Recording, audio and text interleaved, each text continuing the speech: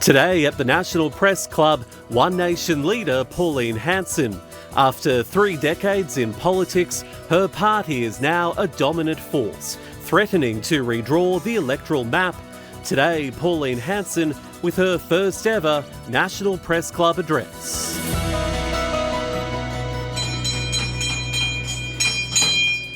Hello and welcome to the National Press Club and today's Westpac address. My name's Tom Connell, I'm the club's president and also a host at Sky News Australia. Our guest today is the One Nation leader, Senator Pauline Hanson. Pauline Hanson entered politics in 1996. 30 years later, she's giving her first address at the National Press Club. It's fair to say she's packed in a little bit during that time though. There have been plenty of controversies. Arguably no politician in modern Australia has been as divisive, but nor has there been someone who has inspired such depth of devotion from her supporters. The then member for Oxley had her seat abolished and lost her re-election bid in Blair in 1998. There was even a brief stint in jail in 2003 for electoral fraud. That was a conviction that was quashed though just 11 weeks later. And 11 weeks after her release, she was on Dancing with the Stars, which took her from political pariah to breakfast TV celebrity. Despite that fame, between 1998 and 2015, there were 8 failed attempts to win a seat in Queensland, New South Wales and federal parliaments, often just missing out, and she often noted preferences were a factor. In 2016, the drought was broken, Pauline Hanson was back, and with the balance of power in the Senate. The party's impact in the House at that stage was yet to be felt, 1.3% of the national vote. It grew slowly, 2019, 3.1%, 2022, 5%, 2025, 6.4%. But today, a year after the last election, in every major opinion poll, One Nation is in the mid to high 20s and leading both major parties. It's outperformed the coalition on primary vote in the South Australian election and easily won the Farrer by-election. Opinion polls and momentum suggest, albeit a long way out from the next election, she could in 2 years' time either run the country or have a strong say in who does. So, what would she change and how would she do it? For the record, the club has also invited the leaders of the Liberal and Greens parties to address the National Press Club, and the Prime Minister, of course, and Leader of the Nationals have both addressed the club earlier this year. I remind our members the club will have a podcast of this address on our website later today. Let's begin by welcoming Senator Pauline Hanson.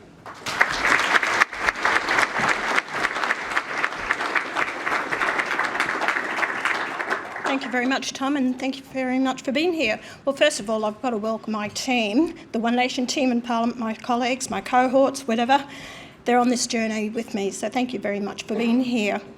Also, I'd like to welcome you, the ladies and gentlemen who've come here today to be part of this and listen to my address.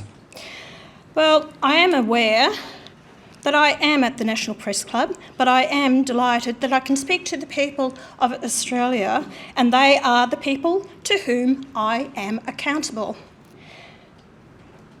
Just to get things out of the way too, I think it's important, is Channel 9 here? I just want to clarify that no, Gina's jet is not broken, and I didn't come cattle class, or I did come cattle class actually. So anyway, just if you're dwelling on that, what question you're going to ask me, I just want to get that out of the way.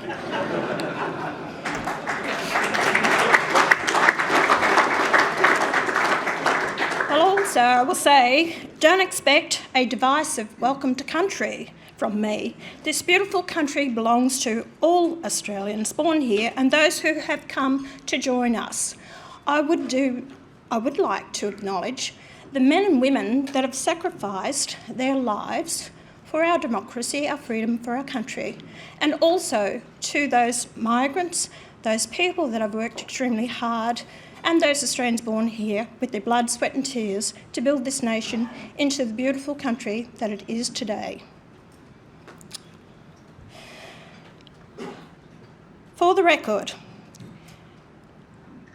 my job may surprise you. I am elected to represent the concerns of the people of Queensland. I am also the leader of a political party, One Nation. So I have a responsibility to the wider Australian electorate. My overriding concern, and that of the people I talk to, is that politicians today are good at talking but not listening. They will do anything to get your vote, but when that has been achieved, the voter is ignored. The public are sick and tired have been ignored. So what has happened in recent times when I have listened? Well, I'll tell you what the issues are. Firstly, immigration and housing.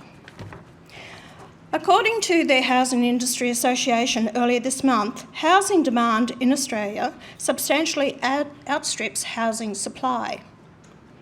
The HIA says the underlying problem we have is trying to fit 11 million households into 10 million homes. Unsustainable demand has been driven by several factors, but the biggest is high immigration. Let's give these numbers some perspective.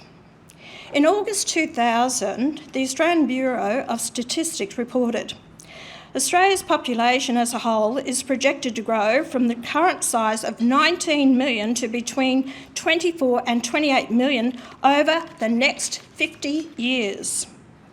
It's only 2026 and we have already passed 28 million. At the time, the ABS did not consider net overseas migration exceeding 110,000 per year. At the time, it was pretty much unthinkable. Fast forward to today. Net overseas migration in the first 3 years under this Albanese Labor government has totalled 1.27 million people. Let me repeat that, 1.27 million people under this current government. That's more than 423,000 per year. A total of more than 1.9 million people arrived in Australia from mid-2022 to mid-2025. Undeniably, immigration or immigration policy has our country in the state of crisis. At the centre of this crisis is the utterly flawed policy of multiculturalism. We cannot be a multicultural society. We are a multiracial society, but we must be monocultural. Australians must live under the one cultural umbrella. Now to the facts. As one of your own, Paul Kelly, reminded us recently, some of our best universities have nearly 50% of their enrolments being overseas students. Is that what the electorate wants or supports? 32% of our population, 8.8 million people, have been born overseas. Is that what Australia supports? In the 2021 census, more than half of Australian residents, 51.5%, were born overseas or had one parent born overseas. 51.5%. Is that what's supported by the Australian electorate? Is that what Australia wants? The comparable figure for the United States is 14%. Do Australians feel that the nation is losing its identity along with its values? We all know the answer to that. Let me amplify this issue of national identity and Australian values. Only a fool would ignore the growing language problem, which is a function of immigration. Again, the 2021 census showed that 1 in 4 people, 23%, speak a language other than English at home, the most common being Mandarin and Arabic. How can you generate social cohesion if people can't speak the language? In that same census, 872,000 people self-reported as speaking English not well or not at all. Under the failed policy of multiculturalism, all cultures are allowed equivalents to ours. Surely opposing that is not racist, it's common sense. My party is rightly called One Nation. It is clear what we stand for. One nation, under one flag, and proudly Australian. We oppose entirely people coming into this country and bringing with them the troubles they have left behind. Coming to this country and ignoring our values, our language, our traditions, our dress, and the fact that we are predominantly a Judeo-Christian society. It's time we woke up. Western civilisation and its values are under siege. The people to whom I speak are fed up with hate preachers in some Sydney mosques. If they hate this country, they should be told to leave. Ed Hussein, the writer, has written a book simply called The Islamist. In it, he explains why he joined radical Islam in Britain, what he saw inside, and why he left. The writer was from a loving family who taught him that Islam is a religion no different from being a Catholic or a Protestant. But he soon was taught that Islam is not a religion, but a political movement. And he learnt that, quote, Islamist groups pose a threat to this country that we, Muslims and non-Muslims alike, do not yet understand, unquote. He says, quote, I illustrate the depth of the problem that now grips Muslim hearts and minds, and I lay bare what politicians and Muslim community leaders do not want you to know, unquote. What do we do here? We turn a blind eye. Why? Because we are frightened. Well, I am not frightened, and nor is One Nation. There is no room for hate preachers in this country. If they have arrived here, they will be deported.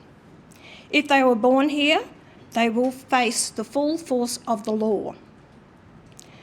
While ever I lead the party, I will not walk away from my commitment to get rid of social cancer.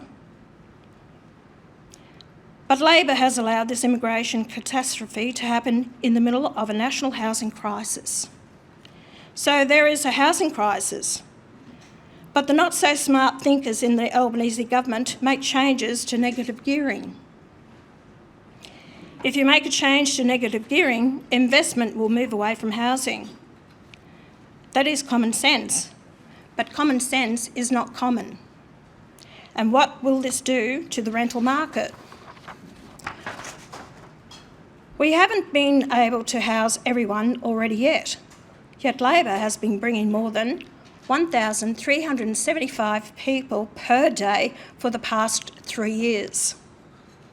Just 2 months ago, SQM research showed the national rental vacancy rate was just 1%.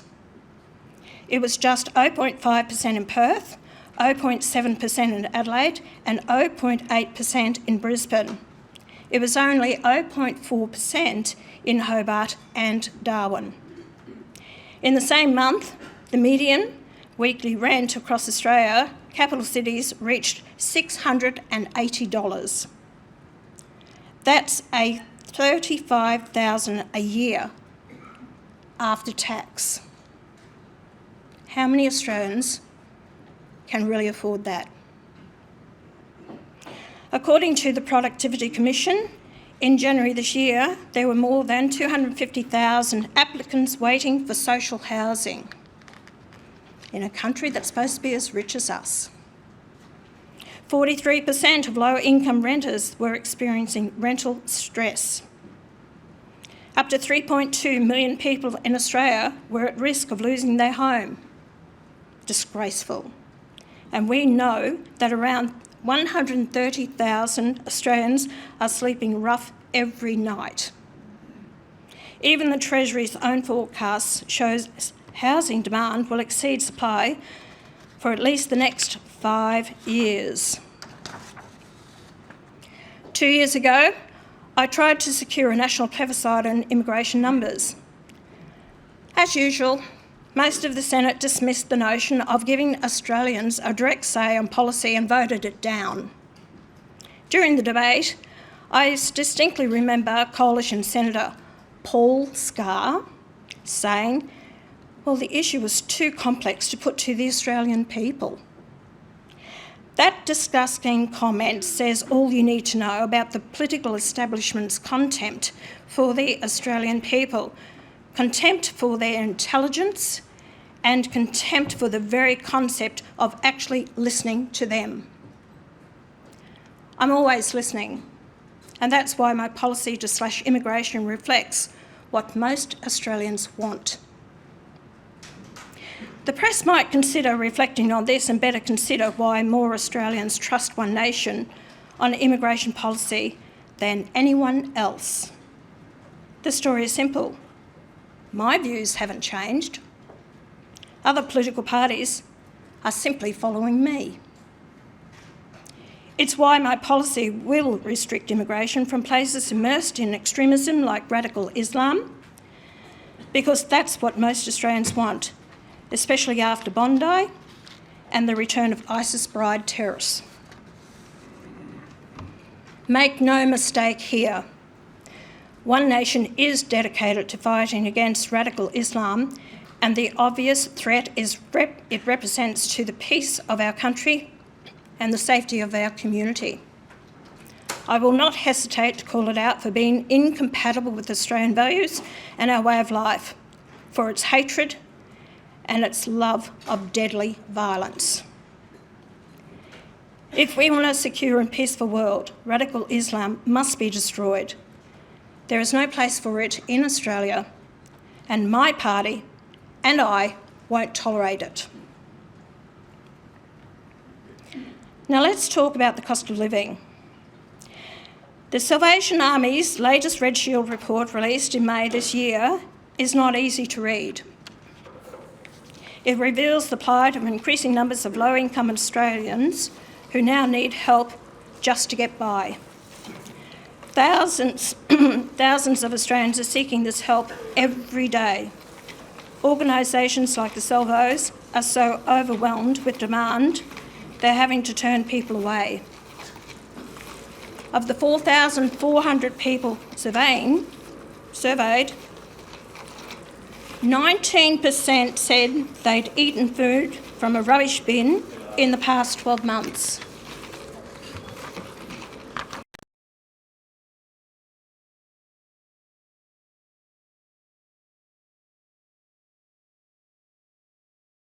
Expired or spoiled food. 91% said they had skipped meals and 32% said they do so on a daily basis. 35% said they survived on only one meal a day. 35% said they survived on only one meal a day. And 67% said they watered down food and drinks to make them last longer. 35% of parents said their children had gone to school hungry.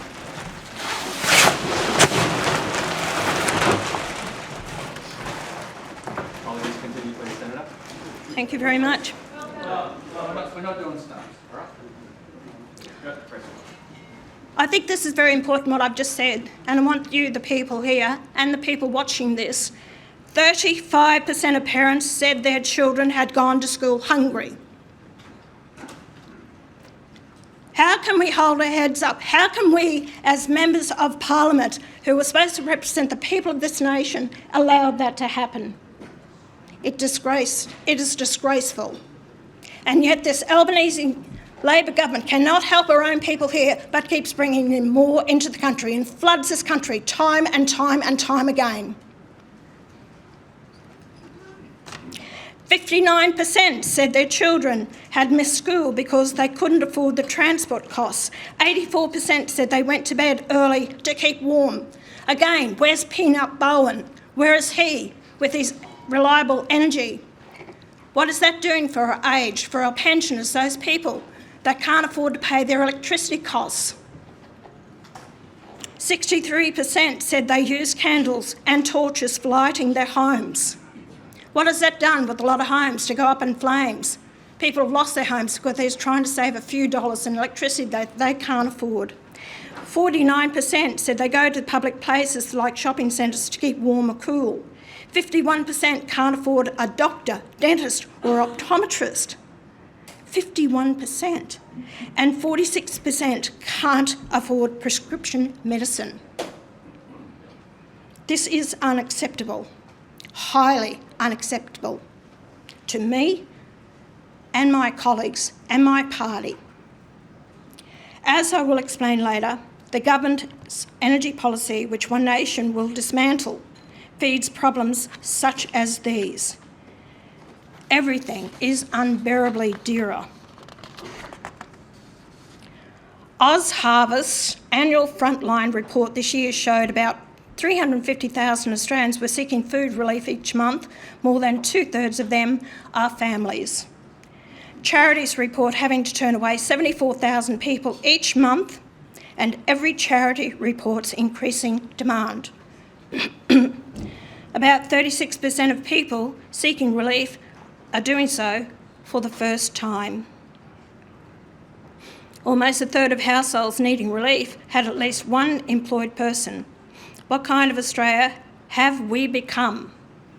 These figures are appalling and totally un-Australian for a rich country such as ours. Put bluntly, these figures derive because of one policy above all others, the hoax of global warming, which is now climate change. It has produced an increase in energy costs, which has taken Australia into energy poverty. The Albanese government itself is proof of what I am saying. Remember, when first campaigning to be elected, the Albanese government said it would reduce power bills by $275.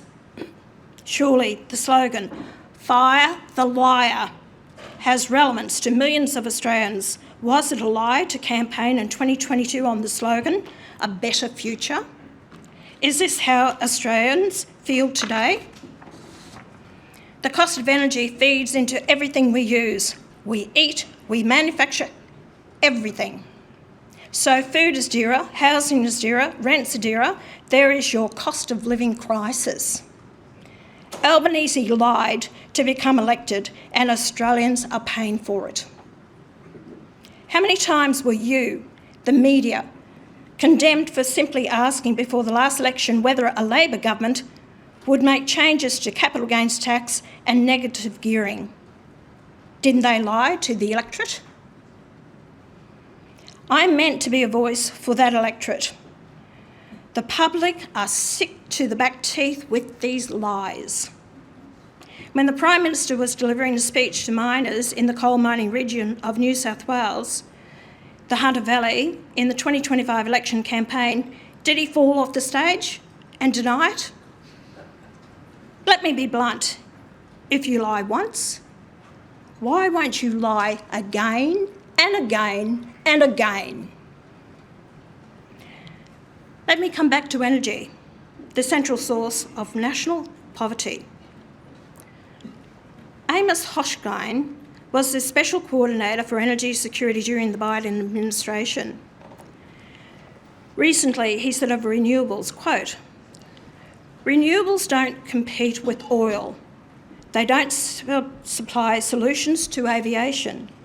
We rely on more shipping that doesn't run on renewables. Yes, we should invest more in renewables, but they won't solve this crisis anytime soon. The inside of an electric vehicle is still made of plastic that is made from fuel and petroleum. Our hospitals are made entirely from petroleum. Our masks, our syringes, MRI machines, CT scans all need helium, which comes from natural gas." End quote. Because individuals and businesses are suffering from this net zero nonsense, the government shovels out millions of dollars of taxpayers' money just to justify their failing energy policy. Let me make no apology. One Nation will end this renewable energy bribery, grants, tax incentives, concessional finance, even the government underwriting anything that sponsors the whole net zero hoax.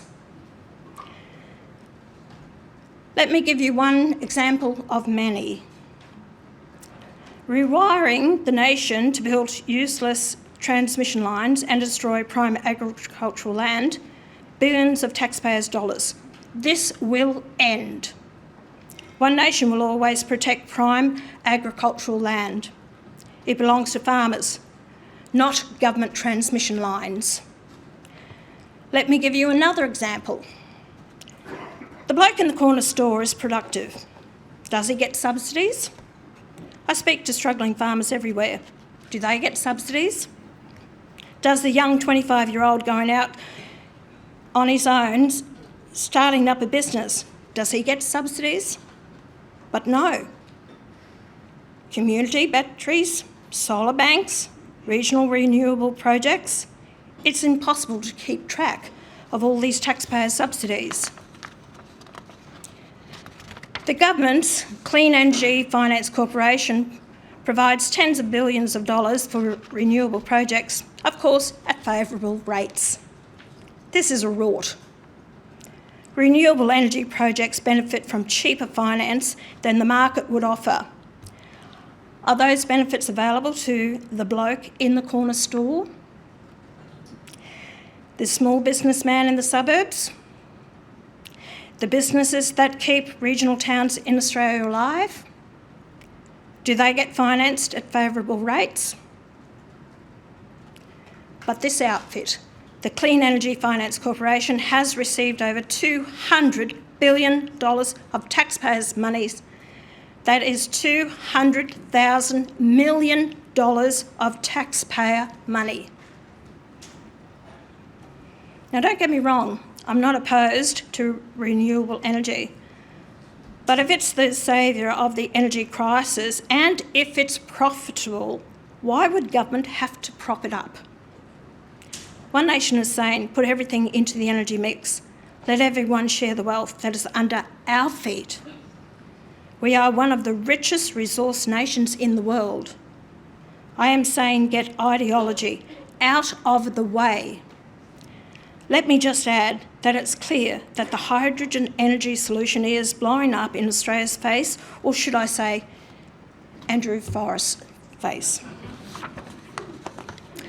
But we still have here we go again, taxpayer subsidies, a hydrogen Head Start program, $4 billion in 4 budgets, and the Prime Minister has announced $520 million of your money for green hydrogen projects outside the Head Start program. And what about Malcolm Turnbull's $2 billion Snowy 2.0 project? He calls himself a businessman, but showed no regard for taxpayers' money. The $2 billion is now forecast to reach over $40 billion. Cancel it. Cut our losses. Governments have no money of their own other than what they take from taxpayers. The Snowy Hydro 2.0 is nothing more than a black hole of debt for taxpayers. Before the South Australian election, One Nation argued, quote, Australia's fuel shock exposes energy insecurity. Australia's energy sector is finally catching up to what One Nation has been saying for years. We need a secure, reliable energy future. Every leap forward in human progress has come from mastering energy, from fire to steam, from coal to oil. Each step has powered stronger economies, lifted people out of poverty, and secured our future. Energy isn't a luxury. It is the backbone of prosperity. Get it wrong and everything else suffers. Get it right and the nation thrives. End quote. Therefore, moving forward, One Nation will introduce nuclear energy. Let me be plain and clear. Our energy crisis is a product of failed energy policy, and this policy was supported years ago by major political parties and the big media giants. I have always opposed it. Ford and Holden closed their factories more than a decade ago for one simple reason: the cost of production. The source of much of our wealth is under our feet and should not be only for export. Of course, basic environmental standards must be met, but they can't be allowed to throttle our economy. we will never be able to do without coal and gas. We should encourage the investment in them and provide power to homes and businesses as we once did, as the world's cheapest price. Bowen said last March that households stood to claim savings of up to 10.1%, yet average electricity debt for customers on hardship programs has jumped 22.8% over the past year. These are Australian Energy Regulator figures. Gas hardship debt is up 22.2%. This applies to households, small businesses, industry and manufacturing. The regulator, not Pauline Hanson, warned, quote, experiencing energy debt and the ability of customers experiencing financial difficulty to repay debt remain a concern, end of quote. Stop blaming the Middle East. Electricity prices increased across all regions before the war in the Middle East, and there is evidence that disconnections over the coming quarters will increase if conditions don't improve. Disconnections in the first quarter of this year saw more than 6,200 electricity customers cut off. Average debt at the point of disconnection was more than $2,600. I should point out that there are now new rules to take effect from July that will prevent disconnections for debts below $500. We have just had a budget brought down, and I will not hesitate from continuing to say, especially to young Australians, that the government is not telling the truth.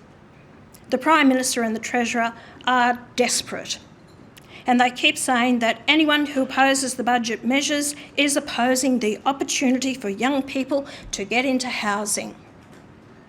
I am loath to call this another lie, but how else do you describe it? More than 40,000 18 to 20-year-olds will lose out to Chalmers capital gains tax.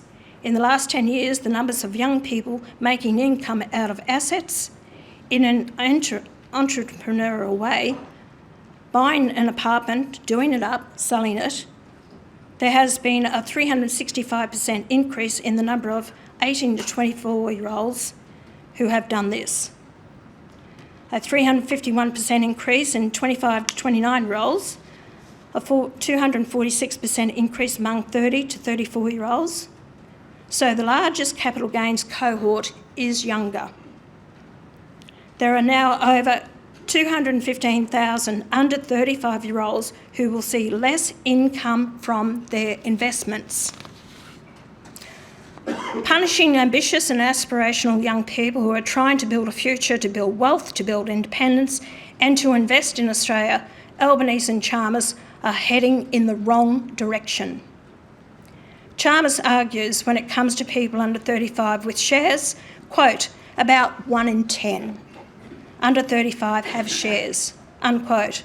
What a pathetic defence is that? 1 in 10 is a lot of people.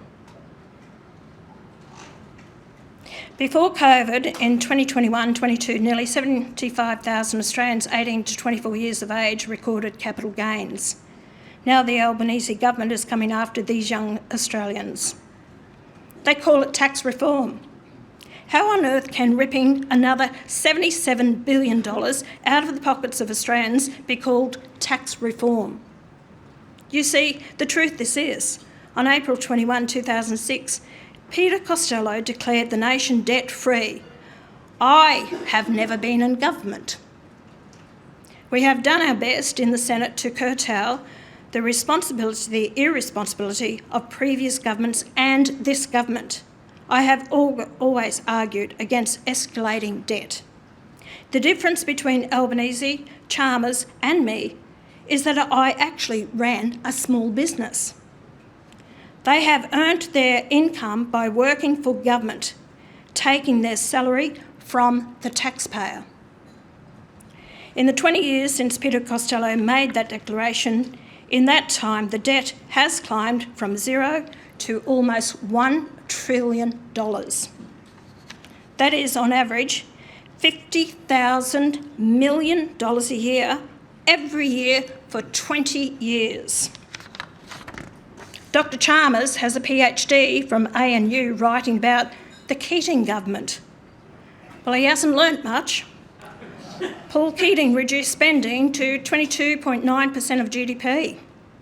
Chalmers has managed to increase that to about 28% of GDP. Gough Whitlam was sacked for bad economic management when spending reached over 25% of GDP. Albanese and Chalmers should be sent in the same direction. Our task is simple. We must grow the national cake. If the cake stays the same size and the population increases, there is less for every one of us. Debt doesn't seem to matter to this government or its predecessors. In 2013, our debt was $257 billion. 257,000 million. Get your head around that. On the latest figures, we're heading towards $1 trillion. This government keeps spending. Spending leads to inflation, and inflation leads to interest rates going up. The IMF have warned that spending is breeding inflation. The Reserve Bank has warned that as inflation climbs, so must interest rates. Therefore, regardless of whether you've got 500,000 homes available tomorrow, try borrowing on a single income. But under this government, interest rates are heading towards 10%. Young people can't afford the deposit, let alone the mortgage repayments. Young people are the latest victims of the government's lies. Let me just say what concerned voters know. Every attempt has been made for years to silence me. In fact, there are always some people, usually a lot of people, who get offended by what I say or do, even offended by my very existence. I don't fear them, I embrace them. But many people aren't like me. In Australia today, in our democracy, the real tragedy is people are frightened of what will happen to them if they just speak up. But now they are finding the courage to embrace One Nation. But what a national tragedy, indeed a disgrace, that many people feel afraid to make their views heard. As a result, civil debate is paralysed, and the media are complicit in amplifying this fear. Many people feel that they can't indulge that essential Australian characteristic of speaking out and speaking up because the risk of speaking out is simply too great. They feel demonised and condescended, and they're mad as hell about it.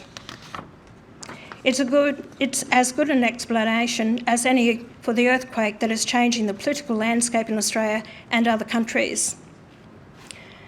That was the best outcome of the Voice to Parliament referendum. It showed that Australians were not prepared to let their country be taken away from them. This won't happen if One Nation is given a say in government.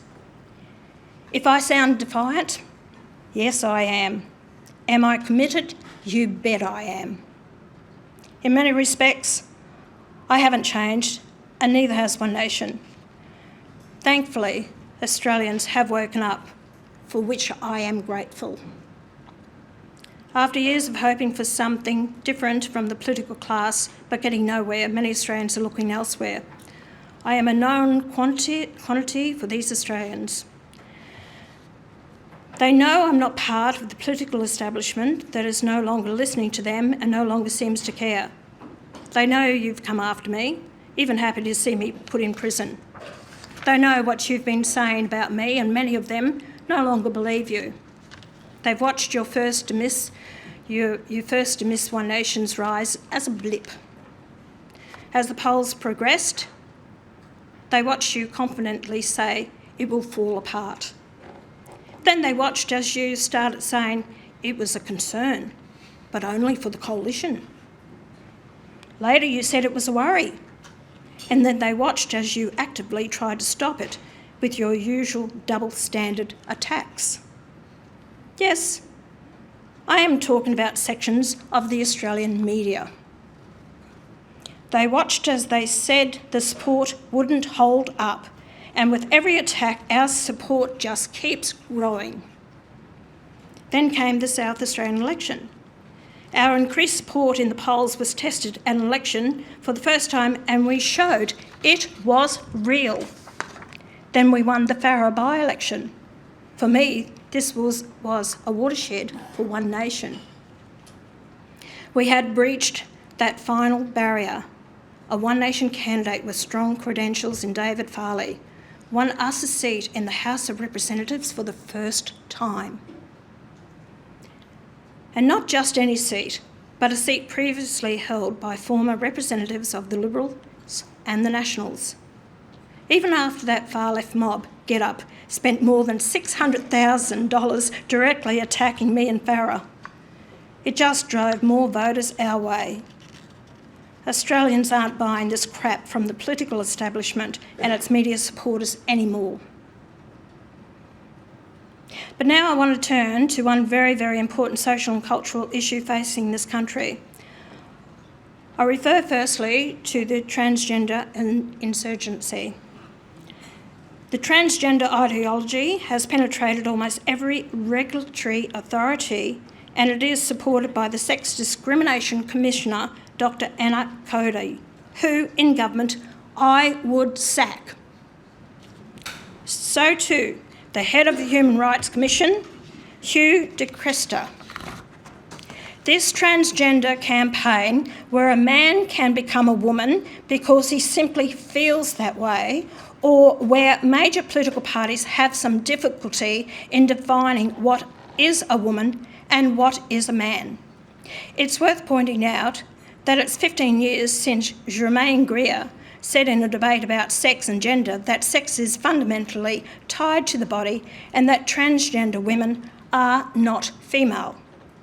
She argued that undergoing surgery does not make a person female, or to remind viewers of her frequently quoted remark, quote, "Just because you lop off your penis and then wear a dress doesn't make you a woman," unquote. Germaine Greer led many people to summarise her position, not her words but mine, that a woman must have female anatomy and a person without a penis is not a man. Yet we have almost every instrument of government dedicated to a transgender ideology which seeks to redefine humanity. I am not opposed to transgender people. I am simply saying that a transgender woman should not be allowed into women's sport or into a woman's changing room, and likewise a transgender man. Yet we have the Human Rights Commission, the Sex Discrimination Commissioner, regulatory authorities, the Office of Women, and large sections of the Labor Party, the Liberal Party, and the Greens unprepared to articulate the biological truth. The AIDS Council of New South Wales is a leading advocate for transgenderism in Australia. They go into the workplace to ensure that there is what is called a Workplace Equity Index. All health regulatory bodies sign up to this. Corporations pay the AIDS Council of New South Wales for its advice and services. The Office of the Ombudsman signs up to the Australian Workplace Equity Index. This nonsense must end. Dr. de Cresta, the head of the Human Rights Commission, wants more power, basically to control the debate about what is a woman, and this stuff is going on in schools. This transgender ideology is infecting all of society. It is explicitly subversive. There seems to be no boundaries, as it has become part of the propaganda being imposed on kids in classrooms. Who dreamt up this title? The Australian Workplace Equity Index. I repeat, you can't find a government regulatory authority that hasn't signed up for this.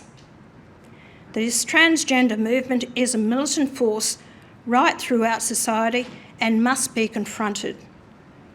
I repeat, through a whole stack of government authorities which the average Australian knows nothing about because they are too busy getting on with their lives, this movement, like militant Islam, is everywhere and seeks to redefine humanity and biology, and in this way change the nation It won't happen if I have any say in it.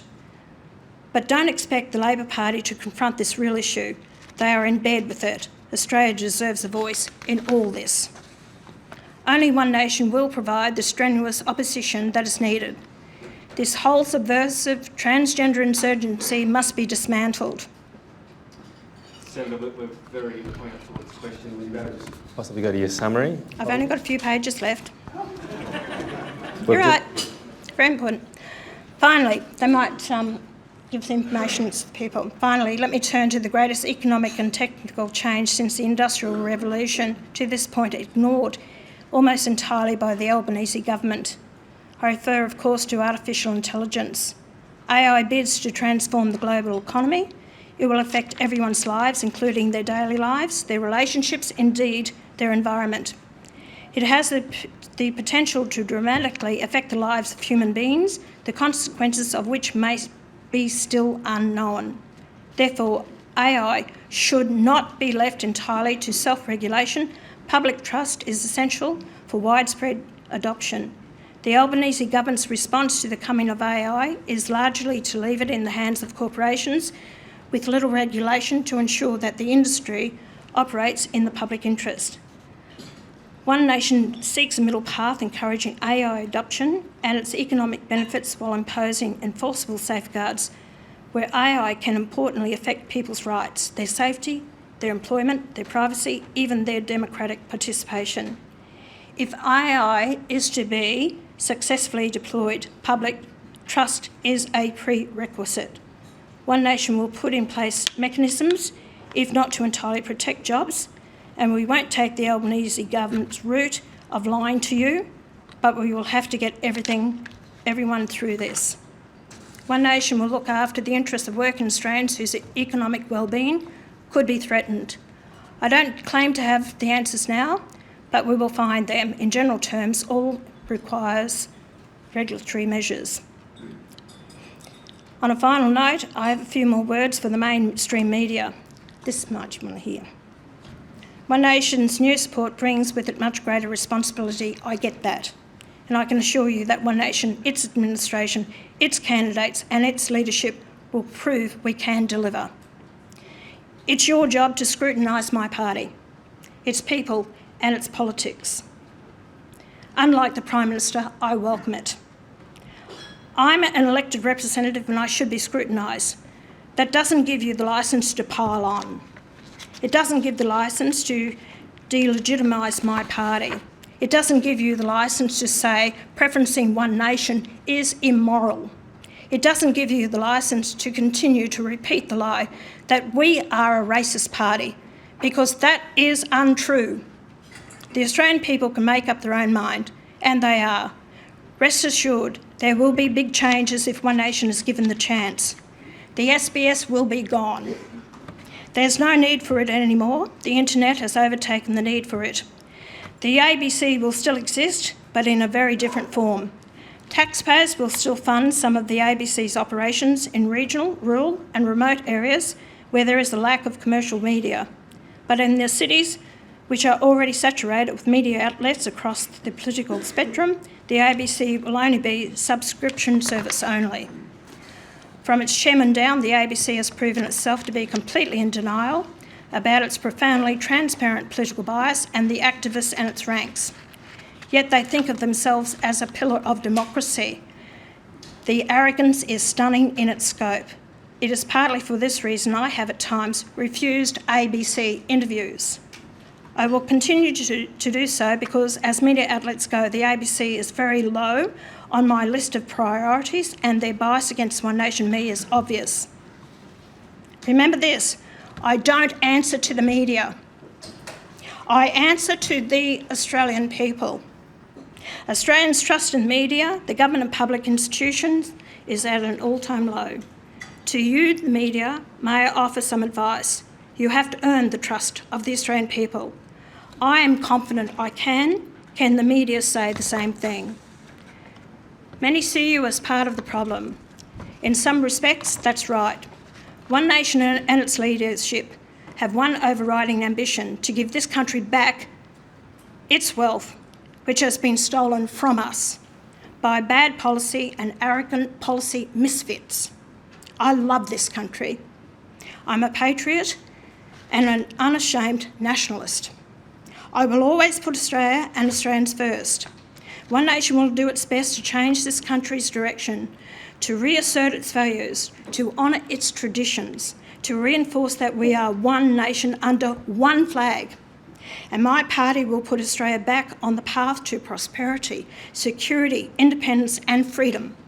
One Nation will do everything to help take this country back for its people. At the moment, government of this country has become a victim of the ideology of people who have failed you in the past and will fail you again. Thank you for the invitation to be with you today.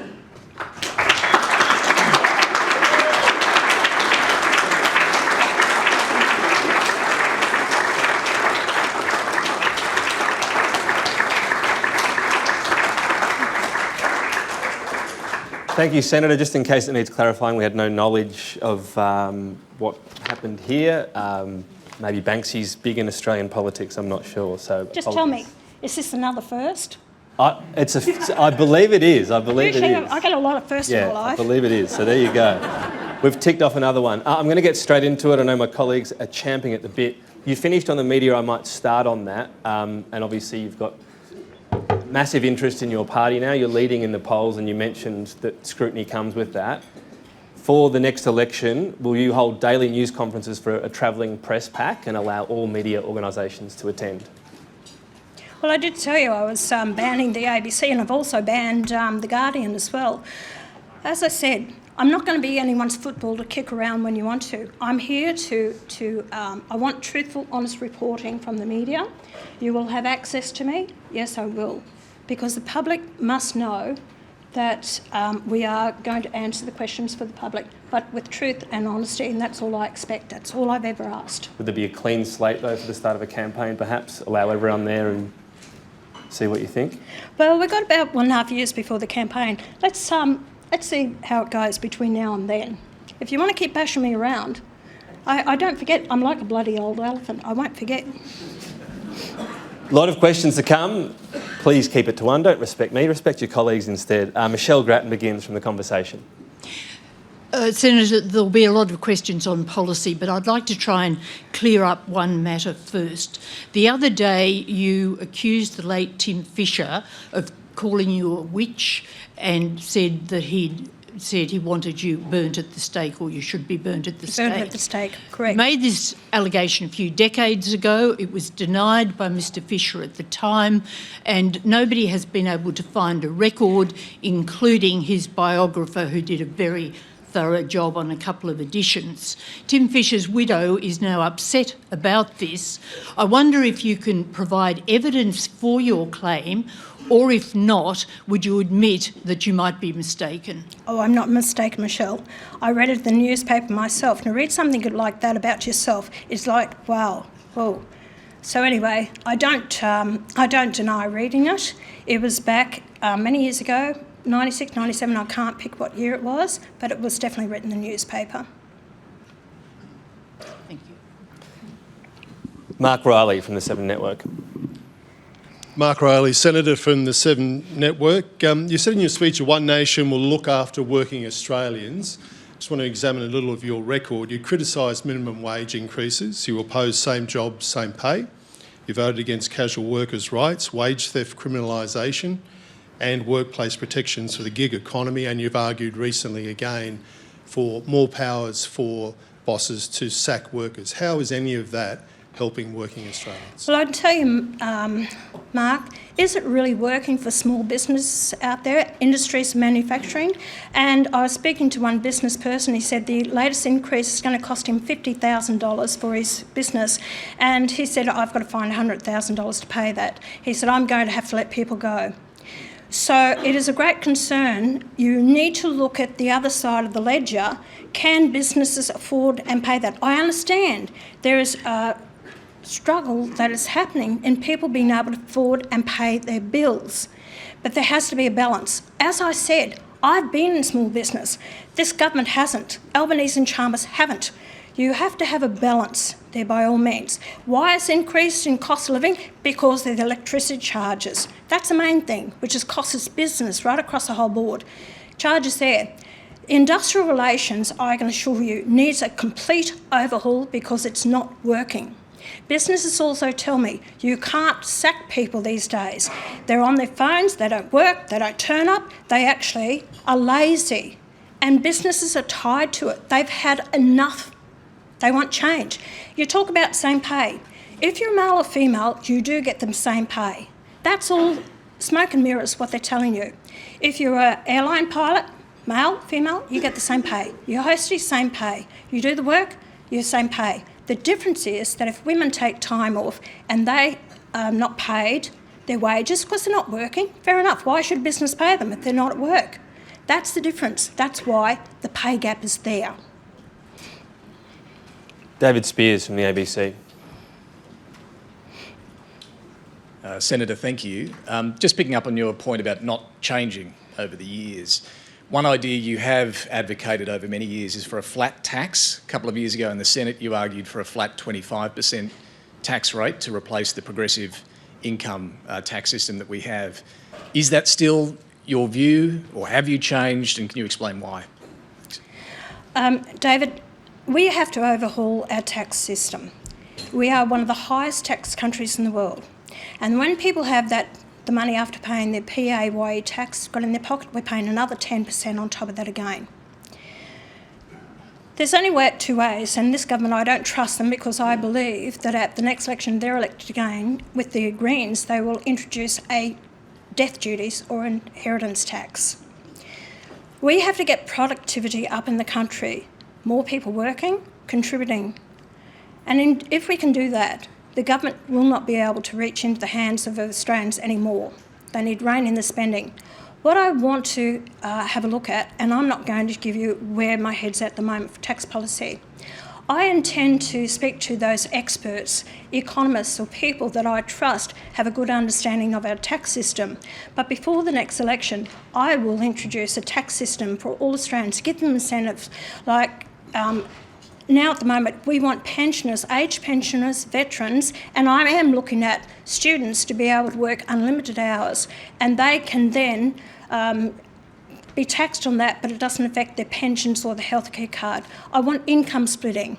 I want people to be able to split their incomes so that those families, whether mum or dad, want to stay home, and to give them help. But there's a lot of work to do. You need to actually rein in government spending, give tax breaks here, and those people who are working overtime, they then should don't tax them to the hilt. Let them do as much overtime as they can. Thanks. Phil Curry from the AFR. Thanks, Tom. Hi, Senator. Hello, Phil. You didn't mention in your speech, but you have been critical in the past about foreign aid. About foreign aid? Foreign aid, yeah, levels Yes. of foreign aid. Over the past decade or so, as we've seen the sort of rise of China in the region, and governments here of both persuasions, Coalition and Labor, have increasingly relied on aid as a form of soft diplomacy, especially in the Pacific, to push back at the incursion, if you like, of China. Have you changed your views on foreign aid? Do you see a value in it from a geostrategic position, or are you still largely opposed? Are you still of the same views you held for a long time? Well, as long as it's spent well, when I hear, and I just heard recently from the foreign aid that's going to Papua New Guinea, and I've heard this for years and years and years, decades, the corruption that goes on there and the amount that is actually wasted.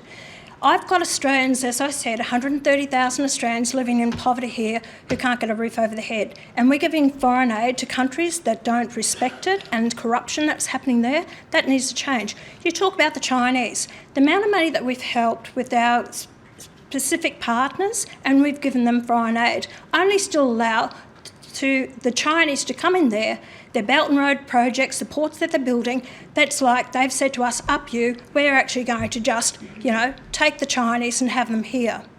There has to be give and take. If you want Australian hard-earned taxpayer dollars, well, there has to be, you work with us. And China is a real big concern to me, where we're headed with that. Foreign aid in the right places, but Phil, I also believe, clean up our own backyard first. And when I can look put a roof over the people's heads, put food on the table for our Australian people, and not see the starvation that's happening with children and people, then we might be able to increase and help others. So if a country accepts foreign aid from China, then we wouldn't give it? Sorry? Were you saying essentially that if a country accepts foreign aid from China, then we wouldn't give it as well? That would be a deal My breaker concern for us? is they are still accepting from China. If China is our biggest concern, I think that we need to really look at the relationship that they have with China and how it's going to impact on us. If we've been, propping up these countries for many years, Tom, we have to realise the threat. We cannot disregard China. We have to realise the threat that it could be in our vicinity. Katina Curtis from the West Australian. Senator Katina from the West Australian. You said just before One Nation's candidates and its leadership will prove we can deliver.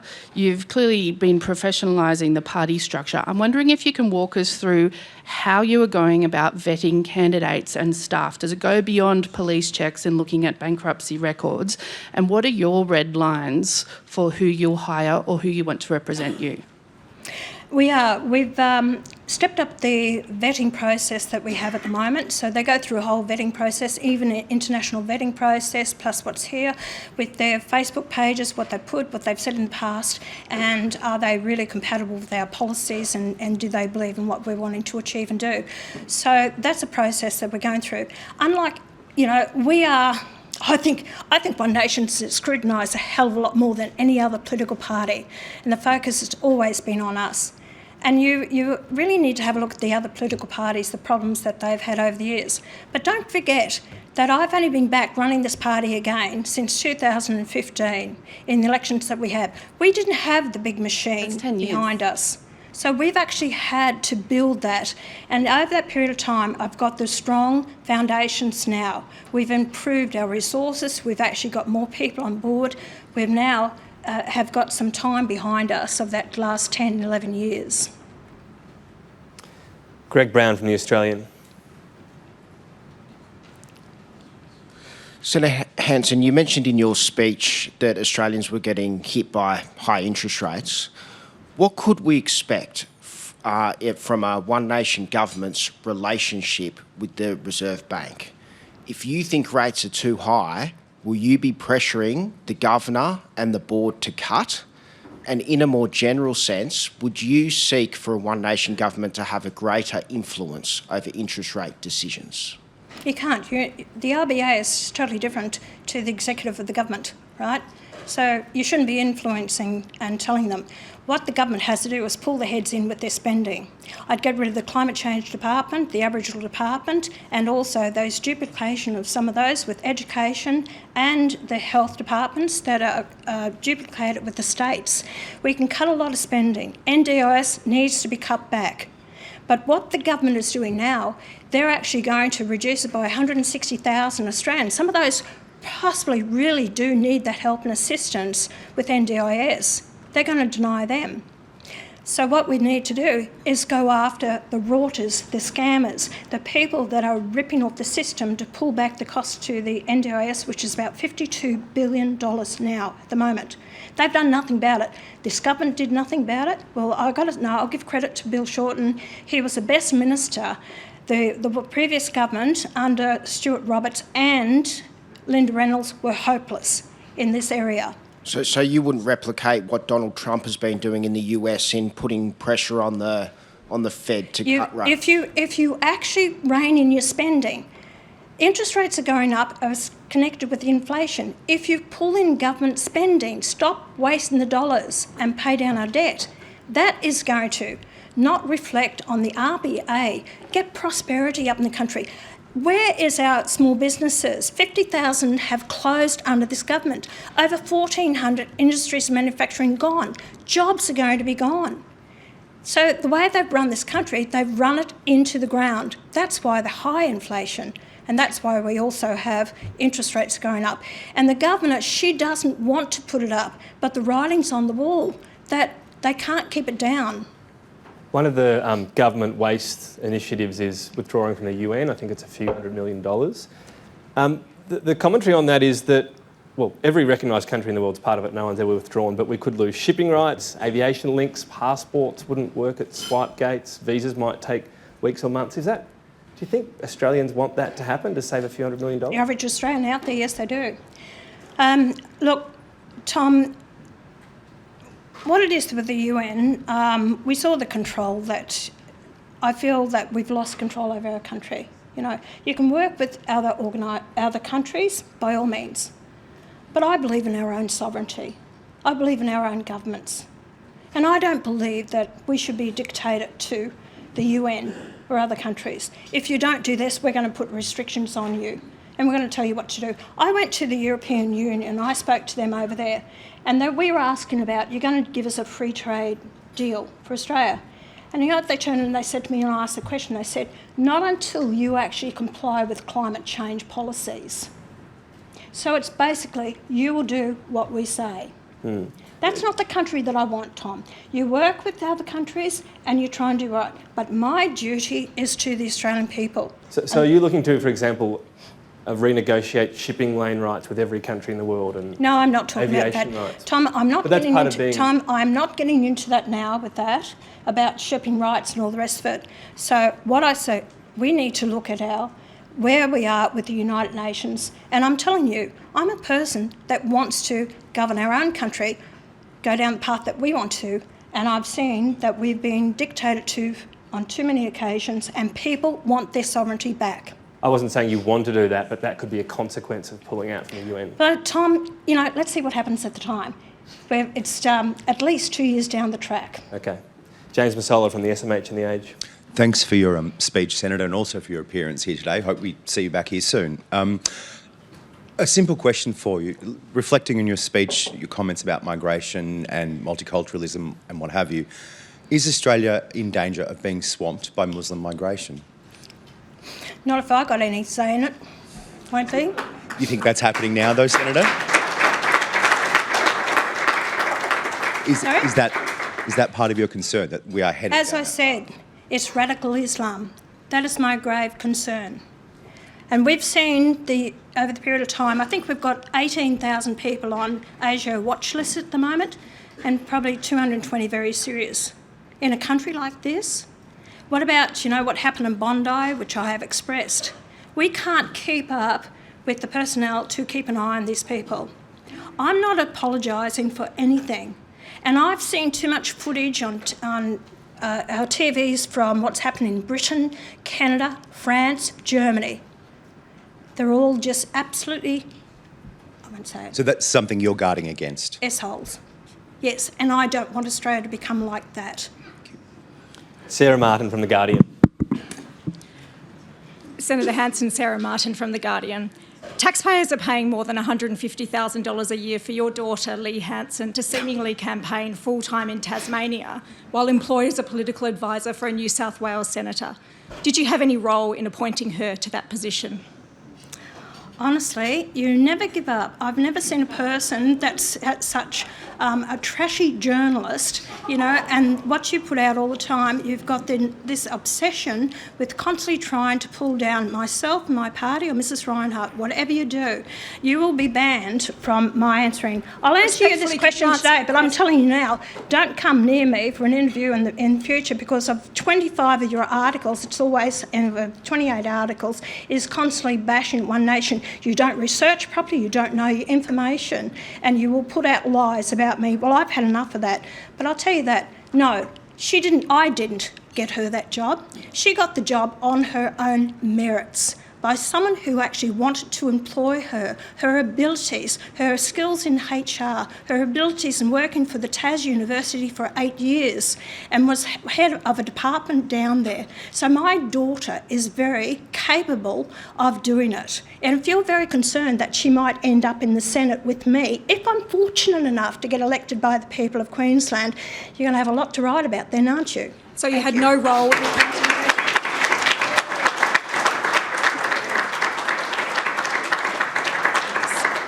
So to clarify, you had no role in appointing her to that position, none whatsoever?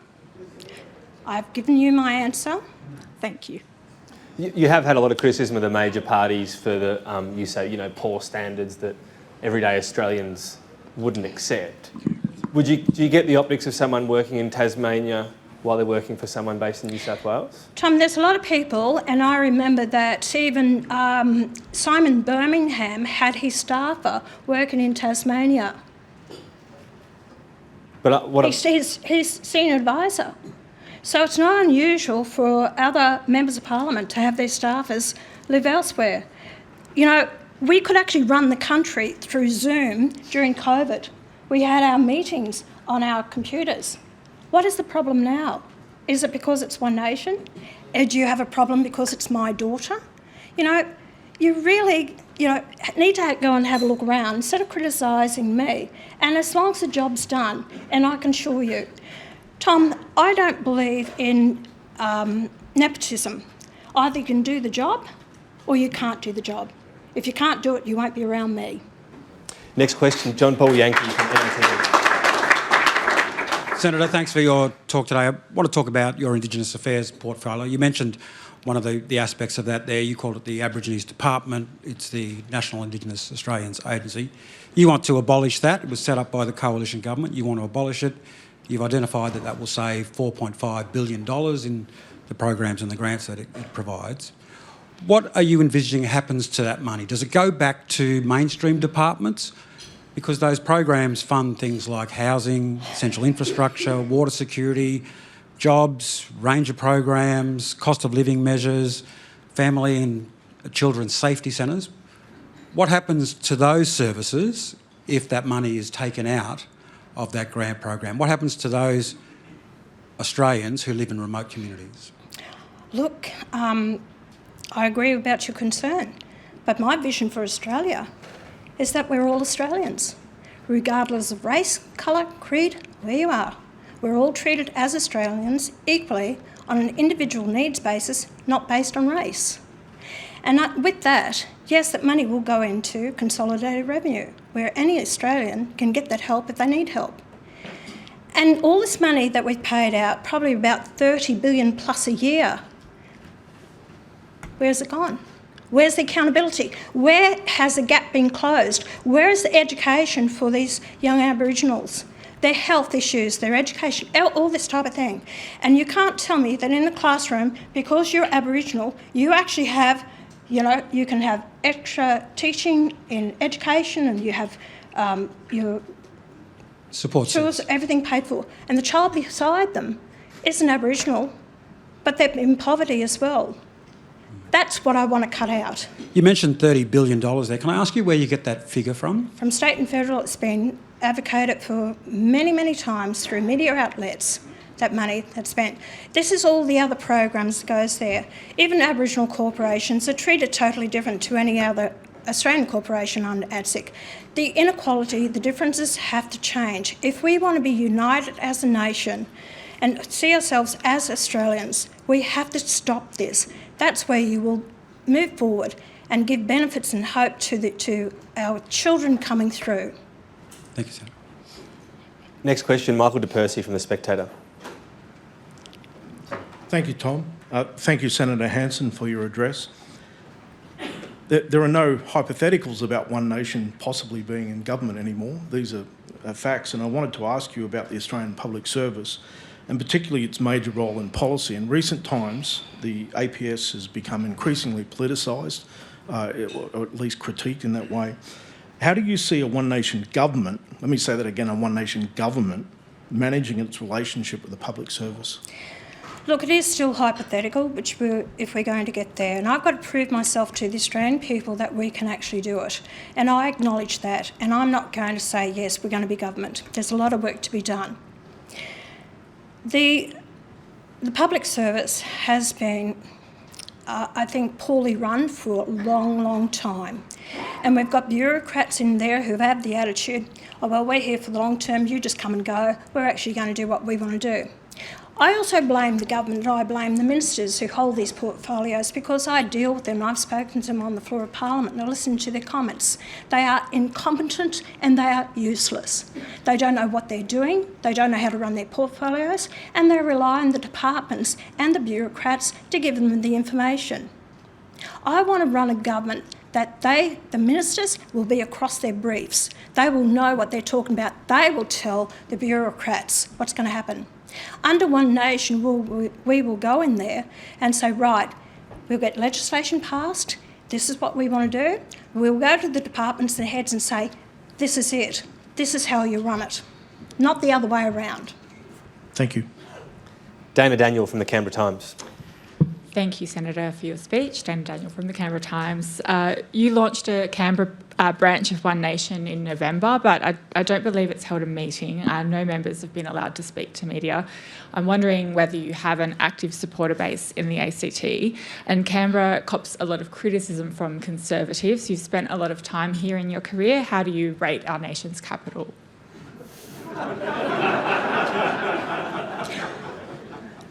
I try to keep out of it as much as I possibly can. Do you have... Although I love my job, I'm here for... Is that what you're telling local members? No, we have started a branch here, and what I heard, the first meeting they had over 200 people there, so it's going extremely well in Canberra. Mark is the coordinator for it, and he has asked me to come. Mark, I'll come one day when I can. But yes, no, we've got strong support in Canberra.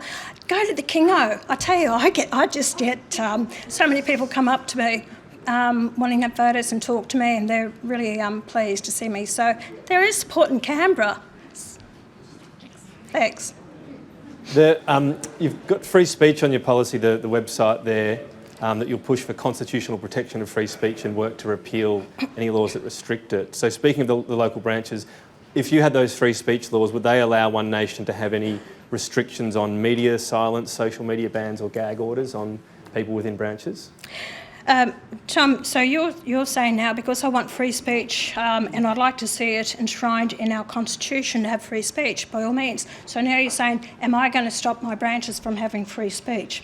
No, I'm asking, would your free speech laws still allow One Nation as a party to have gag orders on branch members?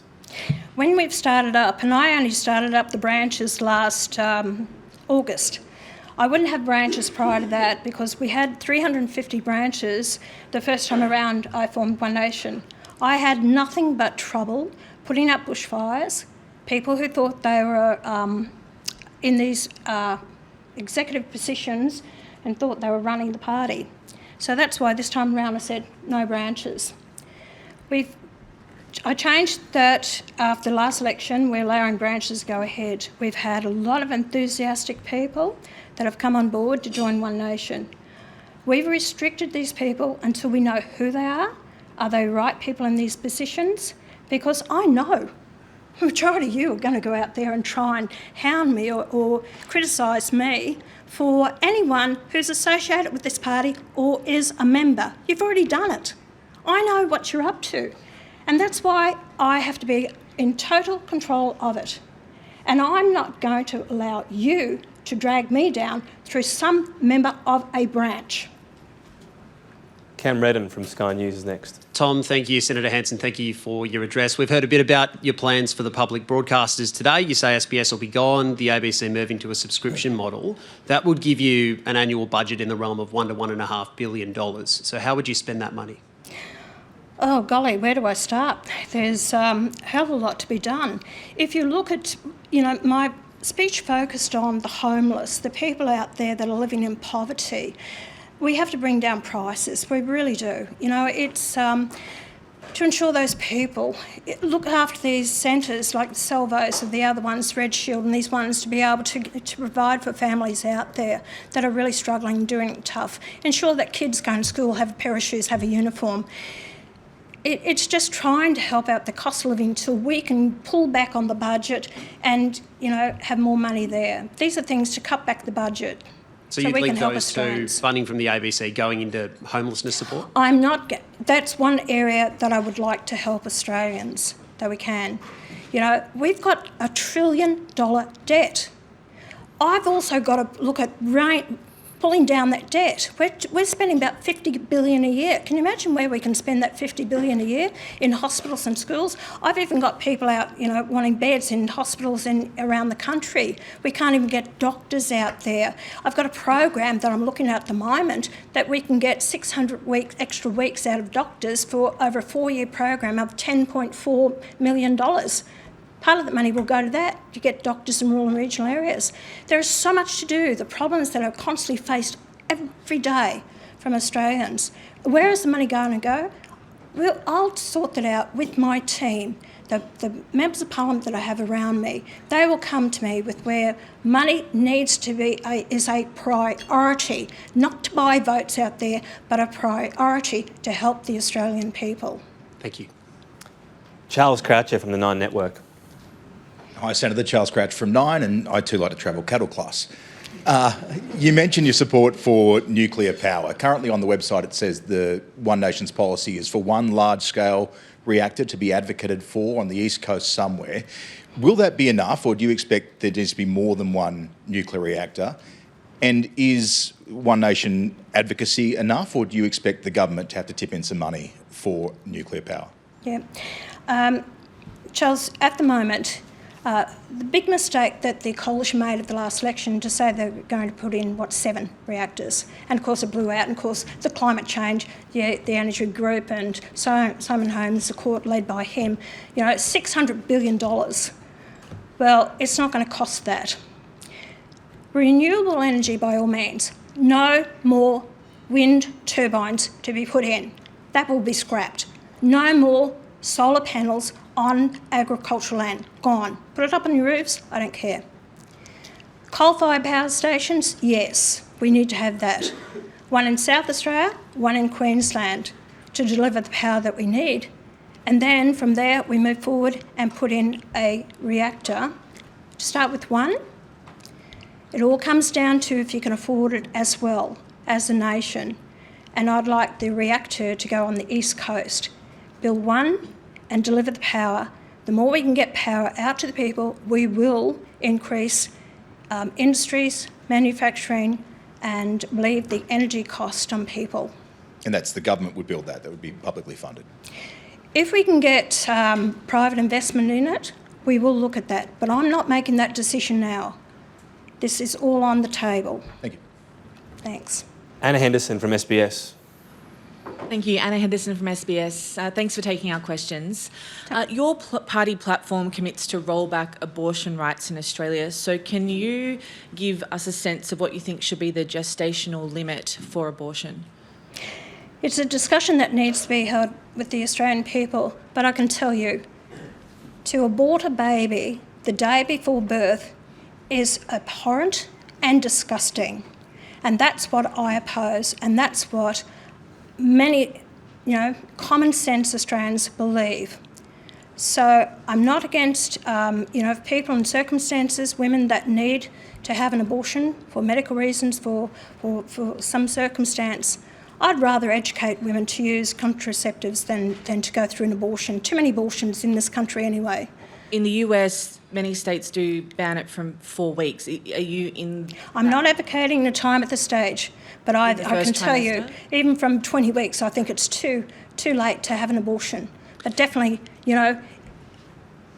39 weeks to have an abortion, that is clearly not humane.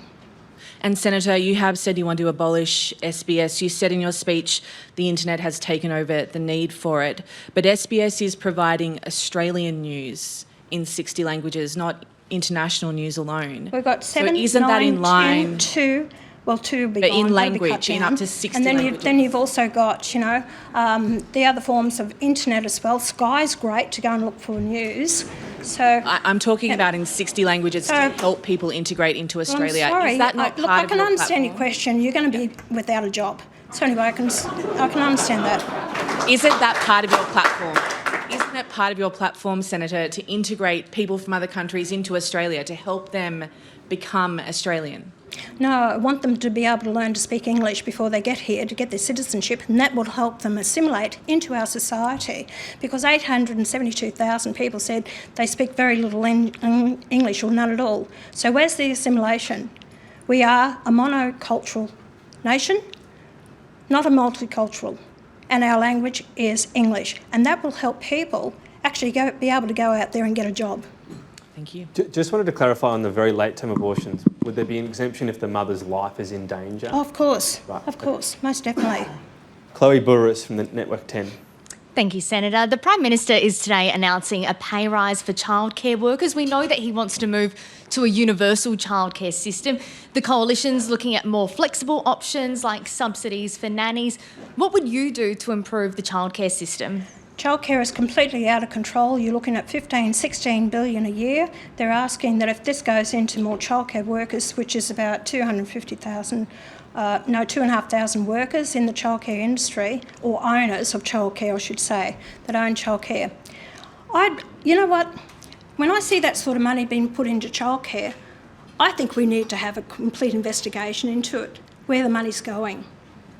It just sounds astounding to me that $16 billion that have been put into childcare.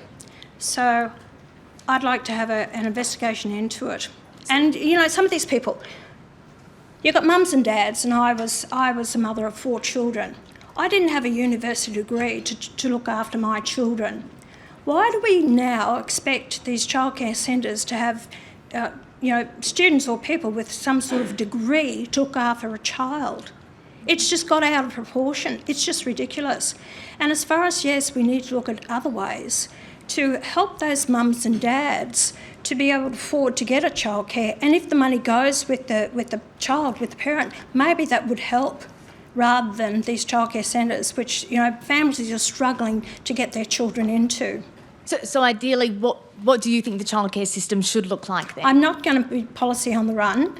It needs a full investigation into it. Where is the money going? Who's utilising those services? Do they require those services? Because it's costing the taxpayer, like I said, $16 billion. And you think the pay rises are unnecessary? I can't say whether didn't they get a pay rise just not so long ago? Like I said, pay rise. Who pays for it? The taxpayer again. Nathan Schmidt from NCA Newswire.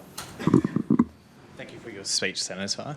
You've spoken in the past about the need for Australia to have fuel sovereignty and self-sufficiency. The reality is any hope of that is quite some way away still. You've reiterated this morning your position on Muslim migration.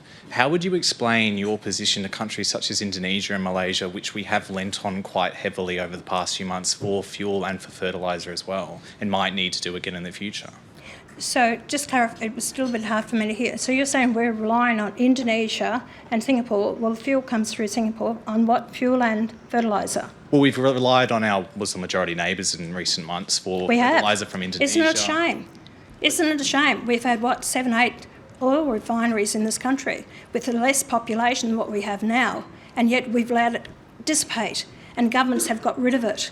But it'd be some time before that position could be rectified. Correct. So you still do what you need to do to get the supply into this nation. Why haven't we got our own fertiliser? Why aren't we down there? There was a fellow in Victoria. He went to the state government there and he wanted to set up a fertiliser plant. He went through it for a couple of years with them. And guess what? It never happened. He then had to go over to New Zealand after trying to deal with them for 2 years to have this industry set up. And that's the problem that we're having now. If anyone wants to set up industry or manufacturing in this country, it takes them years to get approval for it. That has to stop. We can't keep doing this to our industries. We've lost so much in this country. There's no investment in Australia anymore. People don't see this as a future here at all. We've got problems now with Japan and South Korea who are actually saying, about is there predictability in Australia to do business here? We rely on a lot of that investment in Australia to give us the dollars to run this country. Poor management has got us in this situation. When it comes to the refineries, when it comes to actually oil, and I'm saying dig, baby, dig. We need to utilise our resources here in this nation to build the wealth again that we can deliver the services to this generation or future generations. We're very short. Sorry, Nathan, final question from Jason Koutsoukis, who's going to quickly find his way through these stacked tables here. Senator, your former party leader in South Australia, Jennifer Game, won a summary judgment against you in the Adelaide Magistrates Court last week for $15,000. Why did she have to sue you to recover what she says were ordinary campaign expenses? She was former party leader, right? Let me just tell you the facts. She put in a claim of $30,000, which wasn't acceptable and didn't meet the criteria of the party, like many other candidates put it in. So because she wasn't happy with it, that went through court. So she only got $15,000 out of it. She was asking for 30, but she only got 15. You talk a lot about the big two parties. There's an easy way to be more transparent than them. You could commit to telling us, the voters, I'm not just a journalist, the voters, how your campaign will be paid for before it happens, so release your donations if you like. Would you do that and show everyone that you're more transparent than the major parties? So you want me to act differently to the major political parties? I've just said it's clearly they don't do it. They don't do it. This is a higher level. I'm just asking you can show them, hey, I'm more transparent than you. Hold on a minute.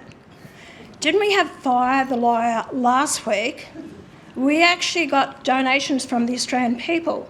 Now, I got an audit done and I put it up there for the people to see, didn't I? Where's Albanese's? Where's his fund? Where was he up front and showing the people what money was donated to his $27 fund and where that money came from? Right. Need to know? Senator, we've gone well over time. I sort of took your lead on that. I'm going to ask for forgiveness rather than permission, but we appreciate your generous with your time today. Ladies and gentlemen, please thank Senator Pauline Hanson.